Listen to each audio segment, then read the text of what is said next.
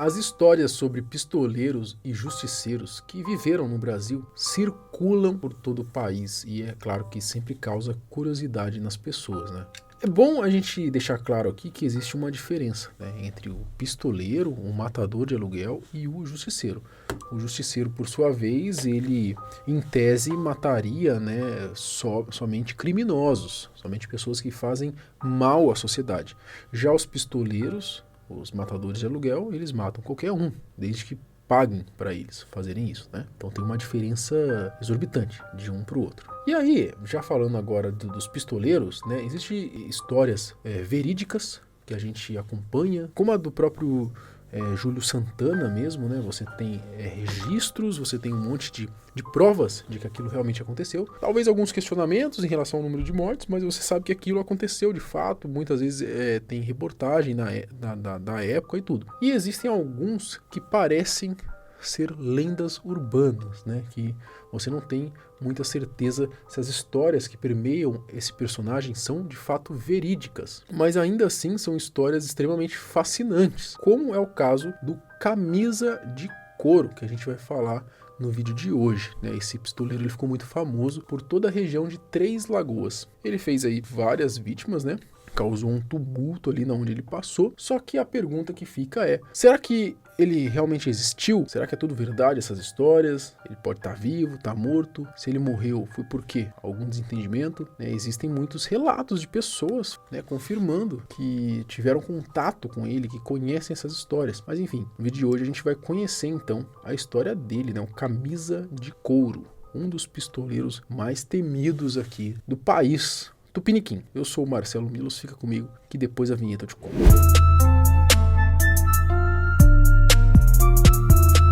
A lenda do pistoleiro Camisa de Couro é muito conhecida pela galera de Três Lagoas, lá no Mato Grosso do Sul. Muitos crescem ouvindo essas histórias desse personagem, né? Mas apesar disso, nem todo mundo acredita que esse pistoleiro realmente existiu. De acordo com a história, o nome dele era Antônio Joaquim Aragão.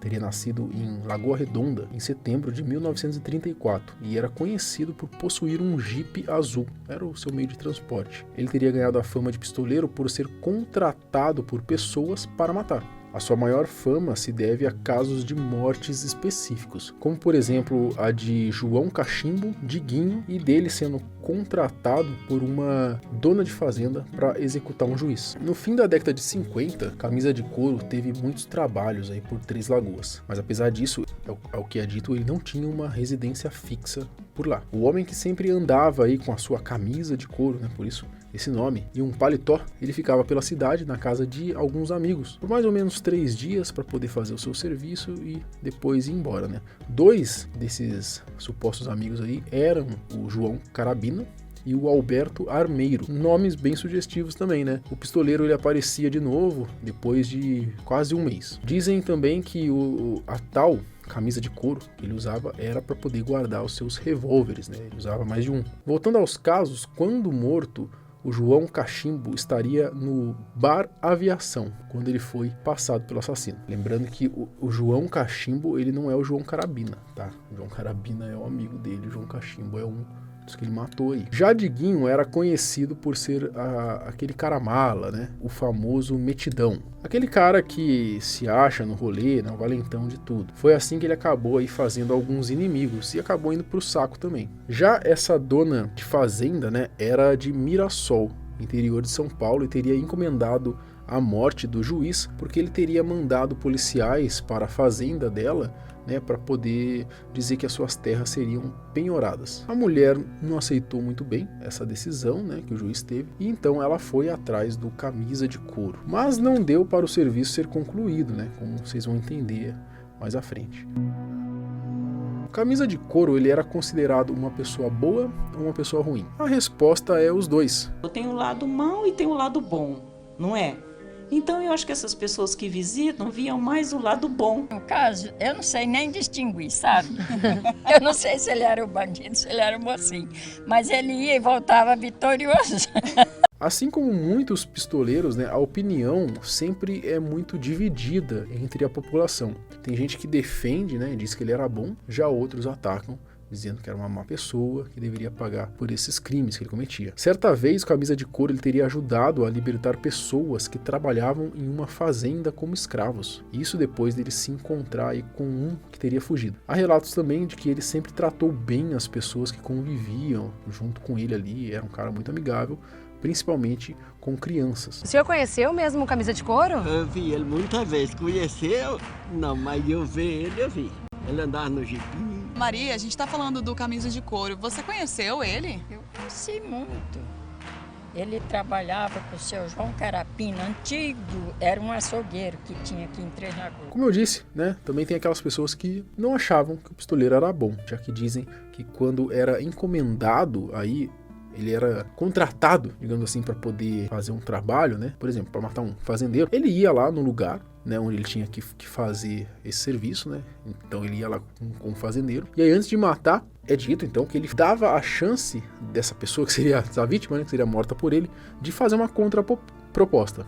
Então assim, ó, pô, tal pessoa me pagou 500 pra te matar. Se você me der 1.000, eu não te mato e mato a outra pessoa. Tipo isso. Só que daí é dito também que depois que o cara pagava, né, pela sua vida, obviamente, ele acabava, era mesmo matando os dois. Então assim, né, uma safadeza, se for parar pra pensar se isso realmente aconteceu. Ele diz que ele sempre chegava nas pessoas que, algum fazendeiro, algum que contratava ele para fazer serviço, ele diz que ele ia até a pessoa e falava, ó, fulano de tal tá me pagando tanto para me executar você. Aí diz que aí aquela pessoa às vezes roubava mais oferta, alguma coisa assim, e ele acabava indo lá matando a pessoa que contratou ele. Meu Deus do céu. Também dizem aí que ele levava a orelha da vítima para poder mostrar que o trabalho tinha sido feito, o que já é meio bizarro, se eu parar pra pensar também, porque como você vai saber que a orelha é da vítima mesmo, né? Mas leva a cabeça então, que daí aí tem como você saber, né? Uma orelha pode ser de qualquer pessoa, pô. É profissional aí nesse caso. Aí ele ia e trazia a orelha. Agora, eu já vi. Trazia a orelha? Trazia. Lembrando que Camisa de Couro é uma lenda, né, no meio das histórias que rodam no Brasil. Tem muito relato verdadeiro, mas também existem as histórias que são falsas, né? O pistoleiro, ele também tinha algumas regras que ele só seguia aí para poder manter a sua segurança. Como, por exemplo, não aceitar bebida das pessoas ou nunca ficar de costas em bares. Dá para entender essa preocupação, não é?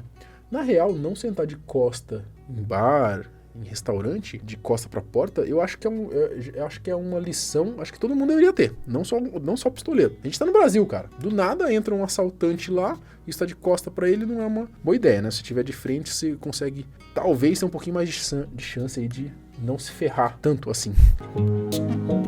Lembra que eu disse que o serviço pedido pela dona da fazenda acabou não acontecendo? Então, não foi concluído porque com 27 anos, em 1961, Camisa de Couro teria sido morto. A lenda teria sido assassinada em novembro. Ele, então, supostamente levou vários tiros ao lado da antiga prefeitura de Três Lagoas. Existem algumas teorias também sobre a sua morte. Alguns dizem que foi por vingança e por conta de desentendimentos. Já outros dizem aí que foi a mando de fazendeiros, né? Fazendeiros, empresários e até mesmo do próprio governador do estado na época. O que é unânime mesmo é que o pistoleiro ele estava com o seu Jeep azul. E com o seu amigo, né, o João Carabina. Existem algumas pessoas que dizem que os atiradores eram outros pistoleiros também contratados para poder matar ele. Já outros falam que eram policiais mesmo, né?